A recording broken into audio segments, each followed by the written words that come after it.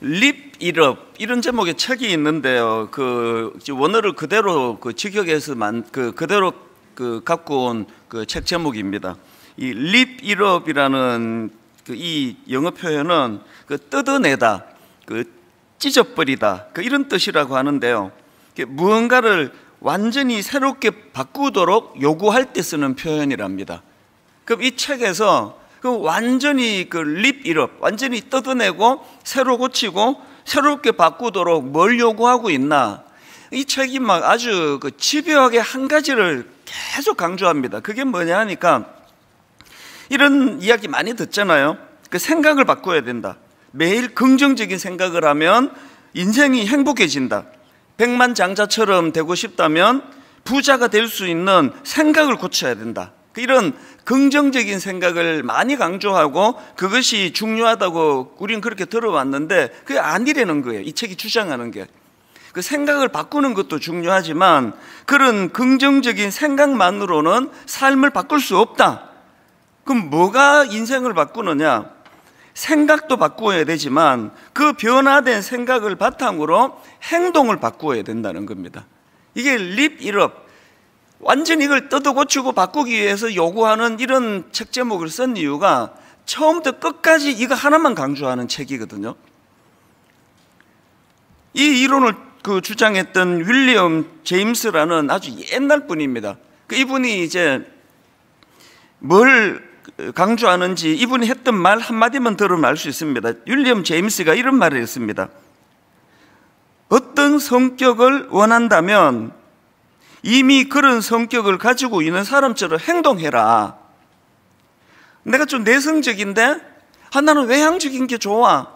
그런 생각을 갖고 있으면 그 외향적인 사람처럼 행동하라는 거예요. 다락방 모임을 갔는데 나는 되게 좀 소심하고 낯선 사람 낯가리고 하는데 어떤 분은 막 거침없이 막 안아주고 손잡아주고 막 큰 소리로 환영하고 하면 그게 보기가 좋잖아요. 여러분도 그렇게 해버리라는 거예요. 그렇게 하면 행동을 그렇게 옮기면 생각과 성격이 그걸 따라간다는 게 이 책이 주장하는 핵심 포인트입니다. 이런 말들 많이 하지 않습니까? 행복하기 때문에 웃는 게 아니라 웃기 때문에 행복하다. 그 본능은 행복할 때 웃습니다. 그래 이런 얘기 하시잖아요. 아이고 나는 웃을 일이 없어. 그게 벌써 자기를 자꾸 이제 더 움츠리게 만든다는 거예요. 웃을 일이 없으세요? 더 웃는 거예요. 마스크를 벗으면 걱정입니다. 여러분들이 지금 마스크 안으로 너무나 안 행복해 보이는 표정으로 지금 저를 보고 계시기 때문에 그래서 예배가 막 은혜가 안 되고 우리 목사님 설교 준비를 저렇게 했을까라고 할 때는 크게 아멘 하고 막 웃어버리고 막 안 웃기는데도 막 웃어버리고 하면 내가 각성하게 될 거 아닙니까? 이 행동이 이렇게 중요하다는 거예요.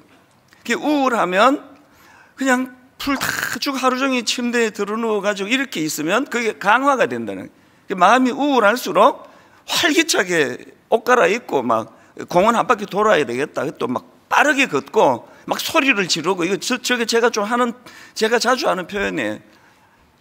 행복하다 막 이러면서 주여 제가 행복한 거죠. 막 이렇게 혼자서 소리를 지르면서 그렇게 하면은 한 시간 걷고 나면 우울했던 기분 싹 가시는 거예요. 이건 저는 오래전부터 경험하고 있는 거거든요. 그래서 저는 행복하기 때문에 웃는 게 아니라 웃기 때문에 행복하다. 일단 행동하면 그 행동이 그 사람을 변화시킨다는 이 주장이 저는 너무 공감이 되고 동의가 됩니다. 그래서 이 책에서 주장하고 있는 변화하고 싶다면 먼저 행동을 바꾸어라. 변화하고 싶습니까? 행동을 바꾸시면 돼요. 다락방 가셔가지고 여러분이 내성적인 성격이 좋으시면 그것도 나쁘지 않아요. 조용하고 이렇게 차분하고 묵상하고 이거 좋은 분은 그렇게 하시고요. 저는 대학교 다닐 때 좀 부산했던 사람이에요. 집에 붙어 있지를 못하던 사람이었는데 바꾸었습니다.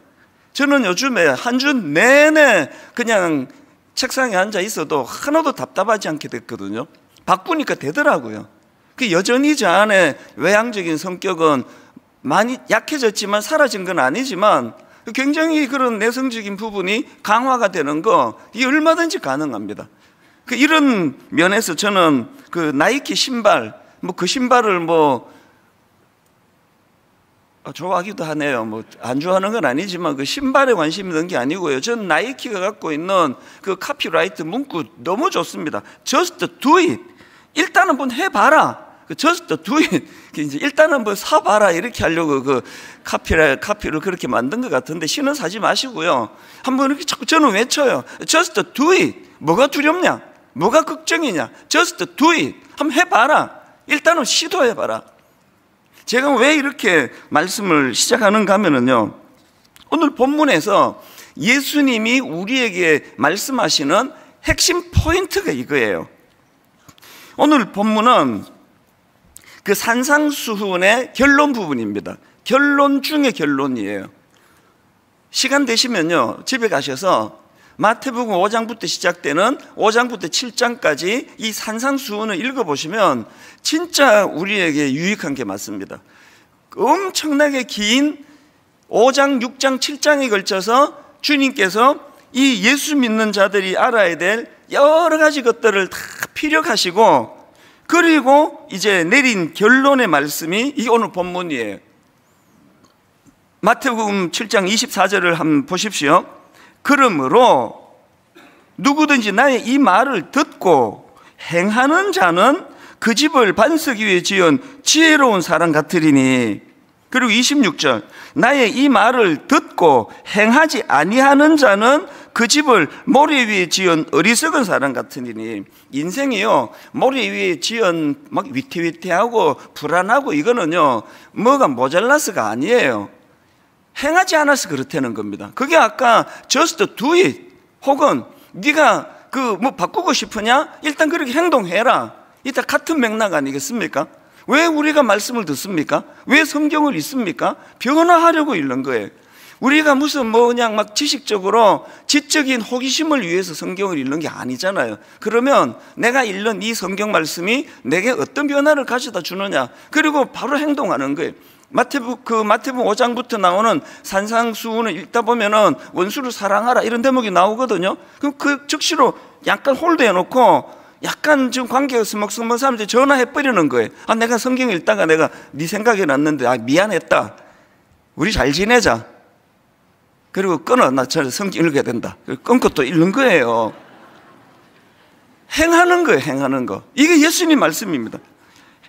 이 말을 듣고 행하는 자, 이 말을 듣고 행하지 않는 자, 그게 아까 그 립 일업이라는 책에서 강조하는 변화하고 싶다면 먼저 행동을 바꾸어라. 오늘 이게 참 저에게 굉장히 지난 한 주 동안에 이 말씀에 그 준비를 하면서 제가 도전을 받고 저도 다시 마음을 다짐한 겁니다. 지난주 제가 그 레너드 스윗 교수가 말한 네 종류의 교회를 분석하면서 참 제가 요즘에 위기라는 그런 말씀을 드렸잖아요. 분당 우리 교회가 맨 처음에 개척할 때 그 사명 중심의 교회였습니다. 확실해요. 그 미션 처치였습니다. 우리 건물 없어도 주중에 모일 때 없어도 불편해하지 않고 정말 사명 중심으로 우리 행복하게 교회가 시작이 됐는데, 그 교수님 분석처럼 좀 있으니까 이게 그 미니스트리 처치, 우리말로 목회적 교회로 건너가더라고요. 사명을 감당하기 위하여 막 유기적으로 일하고 사역하고 이런 것들은 조금씩 느슨해지고 이제 이 조직이 중요해지고 교회를 하려고 하다 보니까 여러 가지 이런 시스템을 만들고 이런 것들로 이제 진행되더라고요. 그리고 이걸 좀 시간이 좀 더 지나니까 이게 이제 현상 유지적인 교회, 메인터넌스 교회로 분당 우리 교회도 그렇게 흘러갈 수밖에 없다는 걸 저는 알거든요. 그래 제가 뭘 두려워했다 그랬습니까? 이거를 내버려두면 이 현상 유지하기에 급급하다가 급기야는 이제 박물관 교회처럼 굳어버린 교회. 박물관은 다 옛날 거 보러 가잖아요. 그 옛날에 이랬구나, 3000년 전에 이런 그림이 나왔네. 이 끔찍한 유럽 교회가 보여주고 있는 그런 모습인데요. 그래서 제가 마음에 너무나 지난 한 1, 2월 내내, 그리고 이제 미국 가 있는 기간 동안에 두려움이 많았습니다. 이제 분당 우리 교회는 이 흐름을 따라 가지고 현상 유지적인 교회로 이제 흘러가고 있는 건가? 이게 이제 마음에 두려움이 많아서 여러분들한테 제가 이런 말씀을 좀 나누지 않았습니까? 그런데 저는 어떻게 하면은 이 현상 유지적인 교회 혹은 박물관 교회 이런 것들로 전락을 하는 것을 막을 수 있을까 그렇게 고심하다가 이제 그 앞으로 3주에 걸쳐서 이거를 막는 3가지 대안을 이제 시리즈로 설교를 제가 준비하게 됐습니다. 오늘 이제 첫 번째 시간인데요. 우리 개인도 마찬가지고 교회도 마찬가지고 우리는 초심을 유지할 수 있는 힘이 없다는 거예요.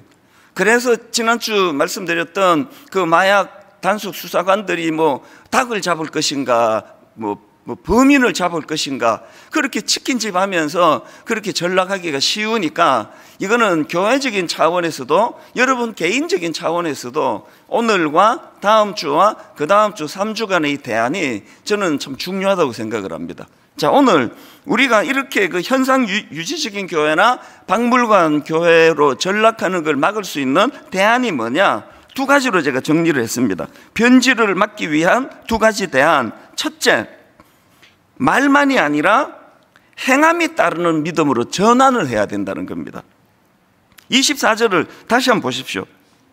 그러므로 누구든지 나의 이 말을 듣고 행하는 자는 그 집을 반석 위에 지은 지혜로운 사람 같으리니, 예수님께서 이 맥락으로 말씀을 주시는 건요, 그 앞에 15절부터예요. 자, 마태복음 7장 15절 한번 보십시오. 거짓 선지자들을 삼가라. 양의 옷을 입고 너희에게 나아오나 속에는 노략질하는 일이라. 여기서 지금 거짓 선지자의 특징이 가장을 잘하는 거예요. 가장을. 그래서 이 양의 옷을 입고 나타나니까요. 그래서 뭐 엄청 자기가 대단한 선지자인 것처럼 그렇게 이야기를 하는데, 이게 뭐 이게 진짜인지 가짜인지 어떻게 아느냐고요. 이 구분을 주님이 어떻게 하시느냐. 자, 15절부터 다시 읽어드릴게요. 거짓 선지자들을 삼가라. 양의 옷을 입고 너희에게 나아오나 속에는 노략질하는 일이라. 그렇기 때문에 16절, 그들의 열매로 그들을 알지니 가시나무에서 포도를 또는 은근키에서 무화과를 따겠느냐? 어떤 번역을 보니까 여기 나오는 열매를 그들의 행동으로 그들을 알지니 이렇게 번역한 것도 제가 본 기억이 있습니다. 여러분이 보기에 저 목사님이 저게 신령한 목사인가? 저 좀 변질된 목사인가? 구분하는 거 별로 어렵지 않아요. 그 열매를 보면 안 되는 거예요. 행동을 보면 안 되는 거예요. 뭘 추구하는지를 보면 그 사람을 안 되는 거거든요. 이게 예수님이 지금 우리에게 보여주시는 말씀입니다. 20절에서도 그래서 주님이 또 언급하세요. 이러므로 그들의 열매로 그들을 알리라. 그들의 행동으로 그들을 알리라. 이건 21절도 마찬가지입니다. 나더러 주여 주여 하는 자마다 다 천국에 들어갈 것이 아니요 다만 하늘에 계신 내 아버지의 뜻대로 뭐 하는 자라야 들어간다고요? 행하는 자라야 들어가느니라. 우리가 늘 머리로 뭐 그냥 이론으로 뭐 복음이 이렇다더라, 뭐 십자가가 이렇다더라 아무리 담아도 주님이 우리에게 원하시는 건 삶의 변화예요. 내가 얼마나 좋은 생각을 하느냐, 그것 중요하지만 그것이 내게 어떤 좋은 열매를 맺게 만드느냐, 이게 중요하다는 겁니다. 저는 모세와 이스라엘 백성들이 홍해를 건너는 과정에서 되게 흥미로운 구절 하나를 제가 발견을 했는데요. 하나님께서 그 모세에게 그 홍해를 건너는 과정에서 모세에게 이렇게 말씀하십니다. 출애굽 14장 15절. 여호와께서 모세에게 이르시되 너는 어찌하여 내게 부르짖느냐? 이스라엘 자손에게 명령하여 앞으로 나아가게 하고. 이거 잘못 읽으면 되게 헷갈리잖아요. 모세가 막 기도하는데 뭐 왜 나한테는 왜 기도하니? 뭐 이런 느낌으로 받잖아요. 너는 어찌하여 내게 기도하느냐? 어찌하여 내게 부르짖느냐? 이게 무슨 말이지? 여러 번역 성경을 보다 보니까요, 공동 번역이 선명하게 이 뉘앙스를 설명합니다. 이렇게 번역했더라고요. 너는 어찌하여 나에게 부르짖기만 하느냐예요. 부르짖기만 하느냐. 부르짖는 걸 꾸짖는 게 아니라 너는 어찌하여 나에게 부르짖기만 하느냐. 그렇게 기도했으면 이제 이스라엘 백성들에게 뭘 명령합니까? 전진하라고 명령해라. 이게 저에게 오래전에 깨달은 이 말씀이 굉장히 저에게 자리를 잡았습니다. 너는 어찌하여 나에게 부르짖기만 하느냐? 이스라엘 백성에게 전진하라고 명령해라. 저는 이 말씀이요, 야고보서 2장 22절, 내가 보거니와 믿음이 그의 행함과 함께 일하고 해요. 믿음이 그의 행함과 함께 일하고 행함으로 믿음이 온전하게 되었느니라. 그래서 이제 제가 그 3주 동안 너무나 두렵고 불안하고 괴로운 시간을 보냈는데요, 한 3주를 그렇게 묵상을 했더니 하나님이 대안을 주시고, 그 첫 번째로 지난주에 그렇게 설교를 했더니 얼마나 행복했는지 모릅니다. 분당 우리 교회가 이제 현상 유지적인 교회로 전락하지 않고 뮤지엄 교회로 전락하지 않도록 우리 모두가 힘을 합하자고 그랬더니요, 한 주 내내 들려왔던 너무너무 반갑고 고마운 이야기들, 지친 순장님이 연락을 해주시고요, 또 교구에서 말씀하시는데, 지난주 설교 듣고 내가 힘을 내기로 했다고, 내가 하나님 앞에 더 달려가기로 했다고, 우리 청년들이 또 많은 성도님들이 이제 이런 말씀이 선포되고 나니까, 맞아, 분당 우리 교회가 이런 어떤 현상 유지적인 교회로 전락하는 거 막을 수 있어, 막아야 돼. 많은 분들이, 우리 교구 목사님들이, 전사님들이 저에게 그런 소식을 전해줄 때 진짜 행복했습니다. 피리를 불면 춤추는 성도들이 모인 교회. 비록 우리가 좀 부족하고 저도 뭐 여러 가지 연약하고 하지만 우리의 이 강점만 살아있다면 분당 우리 교회 절대로 박물관 교회로 전락하는 일이 없을 줄 믿습니다. 아까 말했잖아요, 은혜가 좀 안 될 때는 더 크게 하라고, 아멘을. 그러면 갑자기 그 다음부터 은혜가 돼요. Just do it.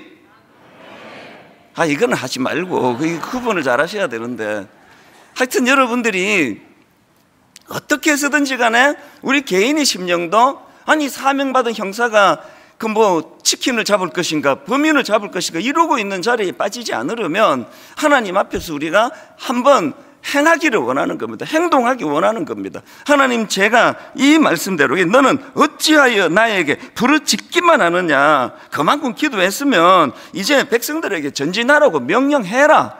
이런 정신이 분당 우리 교회 안에서 살아나기를 바랍니다. 이게 변질을 막기 위한 첫 번째 대안이고요. 두 번째 대안이 뭐냐? 변질을 막기 위한 두 번째 대안, 행하는 게 그렇게 중요하지만 그러나 행하되 말씀에 기초한 행함이어야 한다는 겁니다. 말씀에 기초한 행함. 앞에서 행함의 중요성을 강조했지만, 그러나 여러분, 하나님의 말씀이라는 가이드가 없이 행하면요, 그거 망하는 길로도 열심히 갈 수가 있는 거거든요. 자, 마태복음 7장 24절을 강조점을 달리해서 한번 읽어보겠습니다. 자, 보십시오. 제가 따옴표를 했어요, 거기다. 그러므로 누구든지 나의 이 말을 듣고 행하는 자는, 사실 이게 그 행함을 강조하시기 위한 주님의 말씀이지만, 우리가 이제 그 동전의 양면처럼 나의 이 말을, 주님의 이 말씀을 듣고 그리고 행하는 자는 그 집을 반석 위에 지은 지혜로운 사람과 같다는 거예요. 이 주님이 이거 뭐 지금 행위 구원을 강조하시는 게 아니고요, 그 주옥 같은 산상수훈의 말씀을 들려주셨는데, 그 말씀이 자기 삶에 모든 변화를 가져다주는 기준이 되게 하고, 그 기준이 된 그 하나님의, 주님의 말씀을 가지고 행하라는 겁니다. 21절도 마찬가지예요. 이것도 강조점을 달리해서 읽어드릴게요. 나더러 주여 주여 하는 자마다 다 천국에 들어갈 것이 아니요 다만 하늘에 계신 내 아버지의 뜻대로 행하는 자라야 들어가니라. 그냥 행한다고 천국 가는 거 아니에요. 우리가 행하되 하늘에 계신 내 아버지의 뜻대로 행하는 거예요. 그러려면 어떻게 해야 됩니까? 아버지의 뜻이 뭔지를 알아야 될 거 아닙니까?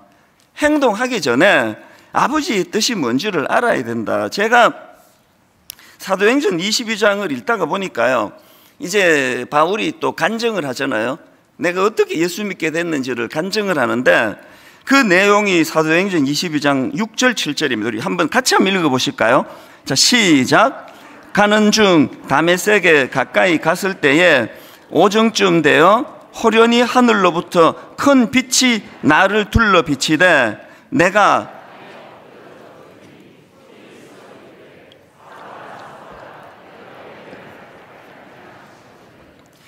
그 주님을 핍박하고 예수 믿는 사람을 잡아 죽이고 하던 이 바울이 이제 인생의 결정적인 전환을 맞이하는데 예수 그리스도를 인격적으로 만난 거예요.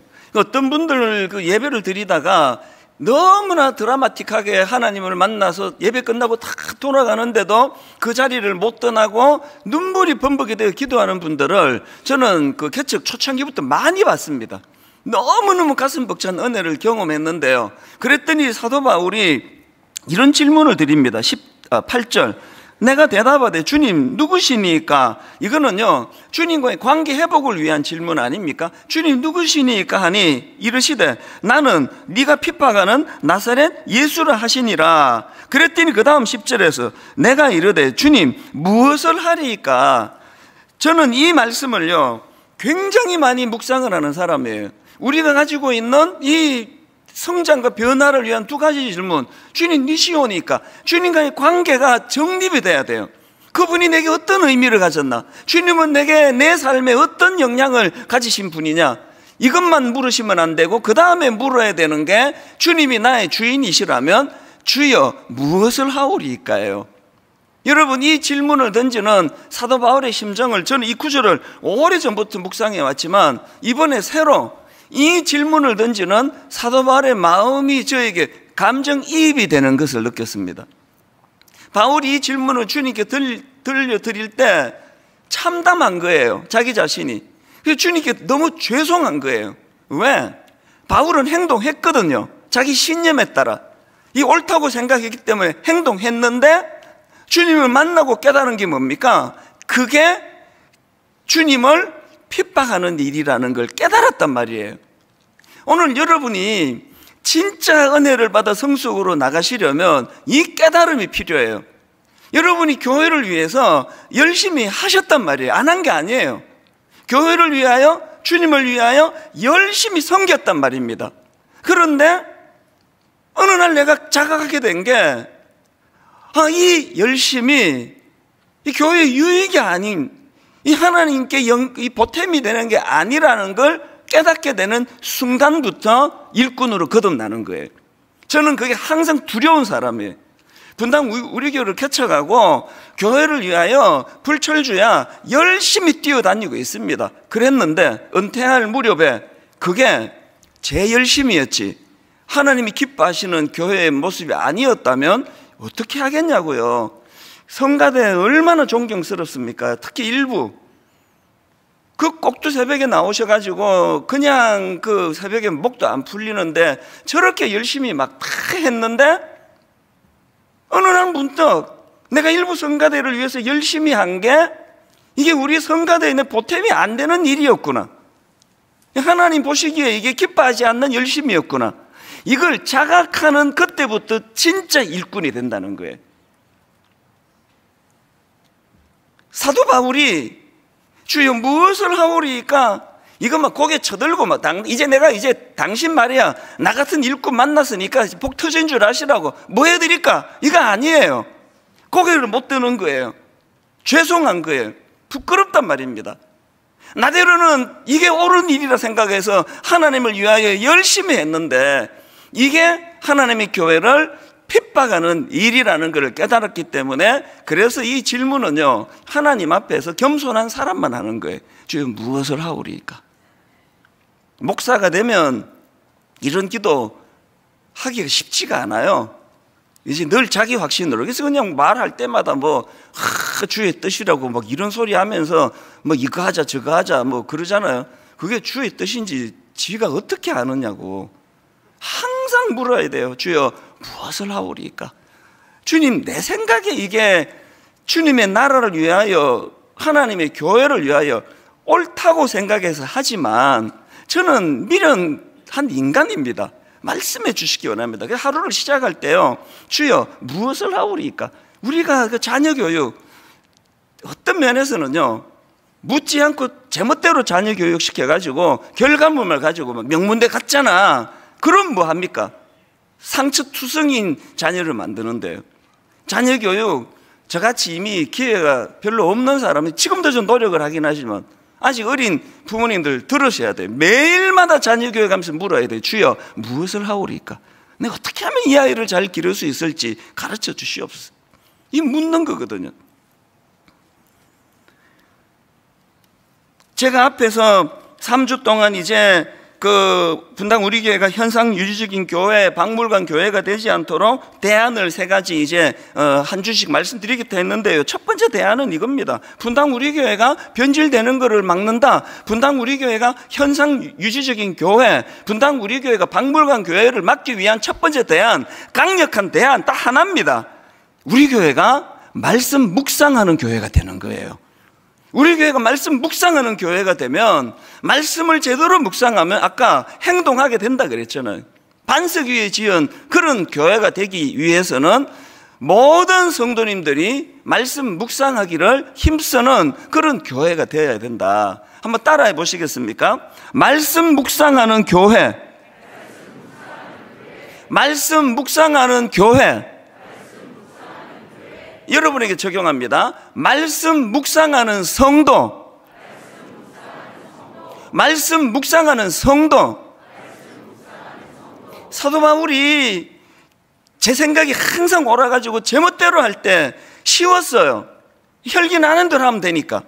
그런데 이후에 사도 바울이 쓴 그 편지도 읽어보세요. 항상 바울은 하나님의 말씀에 사로잡혀 있던 사람이에요. 그 말씀에 견인되는 거예요. 그 말씀을 깨닫도록 성령께서 그를 지혜로 인도해 주시기를 갈망하던 그런 인생이 된 거 아닙니까? 그래서 저는 오늘 여러분들에게 정말 분당 우리 교회가 변질되지 않도록 너무너무 중요한 전 교회적인 이제 그 행동 강령 하나를 이제 선포하려고 하는데요. 한 구절 묵상이에요. 이거를 위해서 우리 담당 목사님들이 힘에 겹도록 수고하고 있습니다. 지금 점점 이제 좋아질 거예요. 오늘 제 본문은요, 이 한 구절 묵상 3월 5일자야 이 본문을 가지고 제가 지금 설교를 하는 겁니다. 이게 너무 쉽고 좋은 게 뭐냐면 한 구절 묵상은 너무 간단해요. 하루에 한 장만이라도 읽자는 거예요. 그러면 3년에 걸쳐서 일독을 하게 된다. 근데 여러분, 우리가요, 이 일독이 이게 함정이에요. 일독하는 거. 그래서 이제 창세기부터 시작해가지고 쭉 읽다가 출애굽기 오다가 딱 놓쳐버리면 안 읽어버려요. 실패했다. 그 지금 52살 먹은 우리 권사님 52년째 창세기 출애굽기 읽고 계시잖아요. 이걸 없애자고요. 일독 하면 좋지만 없애고 2달을 그만두었던 석 달을 그만두었던 깨달으면 또 읽자는 거예요. 이게 너무 쉽잖아요. 한 장씩이니까. 그리고 그걸 교회에서 한 구절을 묵상할 수 있도록, 우리는 초신자가 많은 교회니까 한 구절이라도 묵상할 수 있도록 이 자료를 드리니까요. 그래서 저는 마음에서 이제 그 한 구절 묵상 이 내용을 하면서 제가 싸우는 걸 고백할 수밖에 없습니다. 대형 교회가 되면은요, 담임 목사가 맨날 싸우는 게 있습니다. 자꾸 이벤트 하고 싶은 거, 차육관 빌려가지고 20주년 행사하고 싶고요. 막 엄청 이 출정식도요, 막 어마어마한, 우리는 뭐 본당이 이래가지고 뭐 하기가 좀 어렵긴 해요. 한 5천석 되는데 막 전 교인들 모아놓고 막 구호 외치고 폭죽 날리고 막 그렇게 하고 싶은 유혹이 저에게 매일매일 있습니다. 21년째 참고 있습니다. 왜 참을까요? 그게 소용이 없다는 걸 알아요.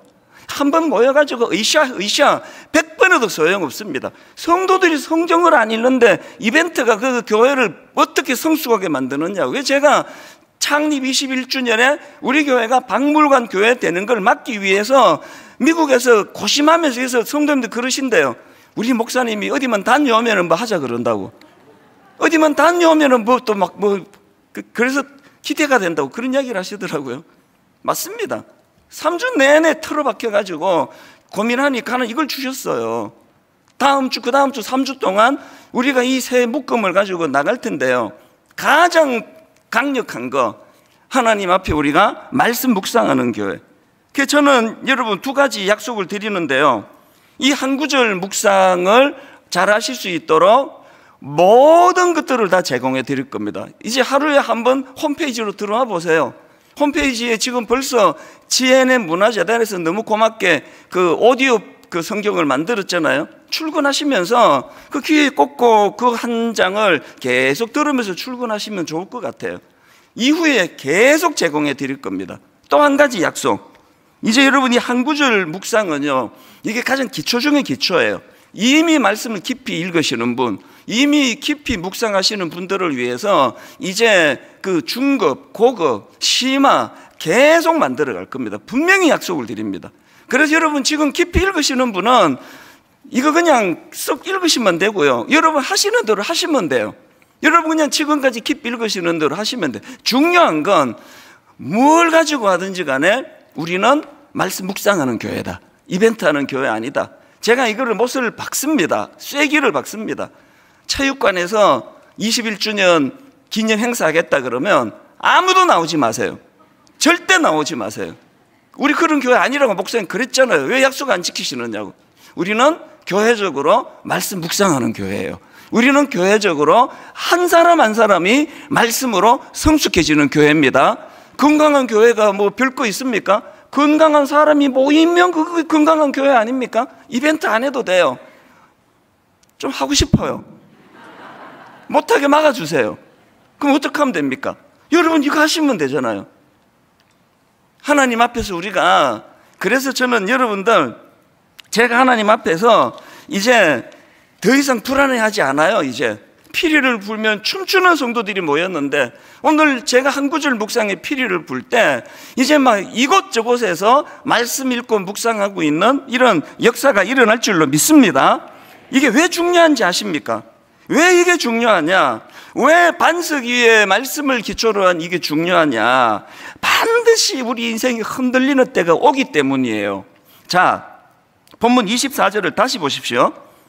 그러므로 누구든지 나의 이 말을 듣고 행하는 자는 그 집을 반석 위에 지은 지혜로운 사람 같으리니 비가 내리고 창수가 나고 바람이 불어 그 집에 부딪히되 무너지지 아니하나니 이는 주추를 반석 위에 놓은 까닭이요 나의 이 말을 듣고 행하지 아니하는 자는 그 집을 모래 위에 지은 어리석은 사람 같으리니 비가 내리고 창수가 나고 바람이 불어 그 집에 부딪힘에 무너져 그 무너짐이 심하니라. 저는 여기서 두 가지 너무너무 중요한, 이게 위기기도 하고 기회기도 한 두 가지 인생의 법칙을 깨닫는데요, 첫째가 뭔지 아십니까?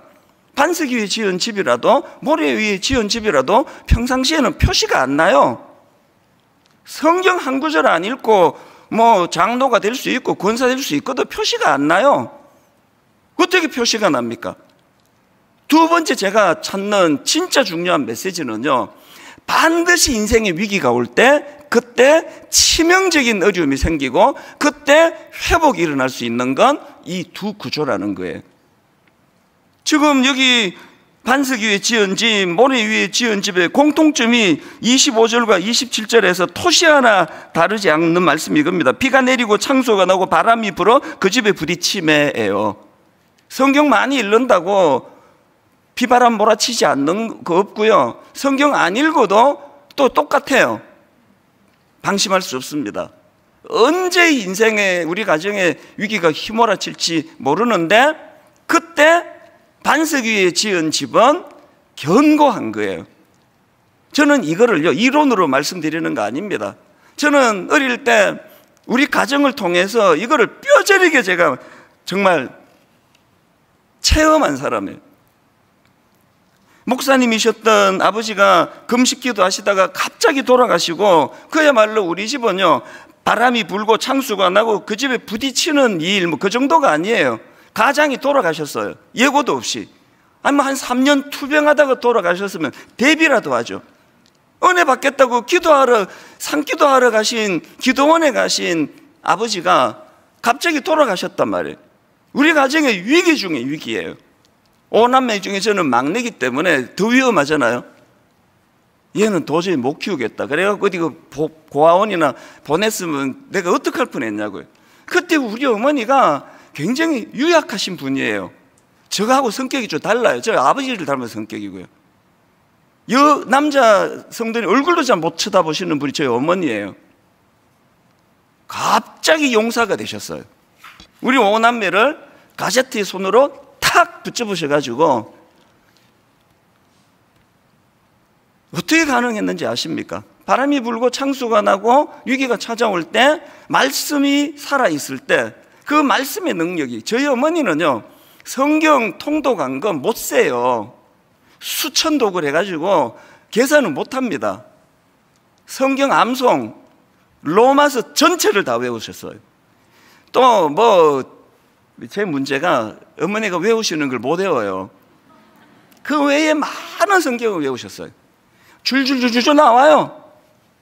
그리고 나에게 연세가 드셔서 이제 성경을 쓰시기 시작했는데 창세기부터 요한계시록까지 11번을 썼습니다. 손이 부들부들 떨리는 그 상황에서도 저에게 유산으로 하나 물려주신 거 보면 글씨가 삐뚤빼뚤 이게 우리 가정을 살렸다니까요. 어머니가 말씀을 묵상하고 말씀을 필사하고 말씀을 가지고 줄줄줄 외우는 게 왜 중요하냐? 얼마나 많은 그 오남매를 키우느라고 그 사단의 시험이 많았겠냐고요. 그 고비고비마다 이렇게 공격하면 이 말씀이 나오고, 사단이 저렇게 공격하면 저 말씀이 나오고, 다 막아내는데 무슨 수로 사단이 공격하느냐고요. 여러분, 위기가 올 때, 사단이 공격할 때 막아낼 말씀이 한 구절이라도 있습니까? 그럼 맨날 공격에 노출되는 거 아닙니까? 지금부터 하자고요. 아니 뭐 성경 안 읽어도 뭐 사업만 잘 되는데, 옛날 전도하면 나 내 주먹을 믿어. 얼마나 오래 믿는지 한번 봅시다. 그거 50년 뒤에도 그렇게 말할 수 있습니까? 읽어 두는 거예요. 묵상해 두는 거예요. 언제? 내 인생에 흔들거릴 수 있는 위기가 찾아올 때를 대비해서. 결론을 저는 오늘 이렇게 맺기를 원합니다. 여러분, 우리 개인은 말할 것도 없고 분당 우리 교회 변질을 막는 용사가 되어 주시기를 바랍니다. 여러분, 절대로 분당 우리 교회는 현상 유지하고 있는 교회가 되지 않을 줄 믿습니다. 왜? 여러분이 계시니까요. 저는 요즘에 이 찬양이 막 저를 뜨겁게 해요. 빈들의 마른 풀같이 시들은 나의 영혼, 주님이 약속한 성령 간절히 기다리네. 현상 유지적인 교회가 되기는커녕 이거를 거슬러 올라가지고 한번 부흥을 맛보는 교회가 되기를 갈망합니다. 그러려면은 주님이 약속한 성령을 간절히 기다리는 건 묵상과 기도 아닙니까? 묵상 안 하고 기도 안 하는데 성령의 담비를 기다리는데 이렇게 말하지 마시기를 바라요. 숙제가 있습니다.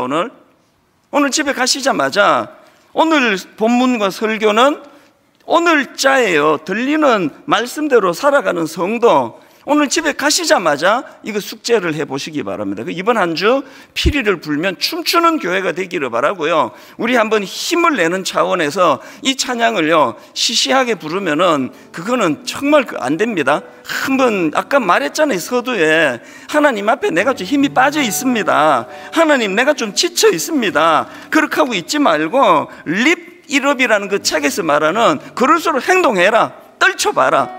우리 한번 이 찬양 하나님 앞에 뜨거움으로 불러드리고 기도할 때 내 안에 무기력증이 다 치유되는 신비로운 놀라운 또 영적인 은혜를 이 시간 경험하게 되시기를 바랍니다.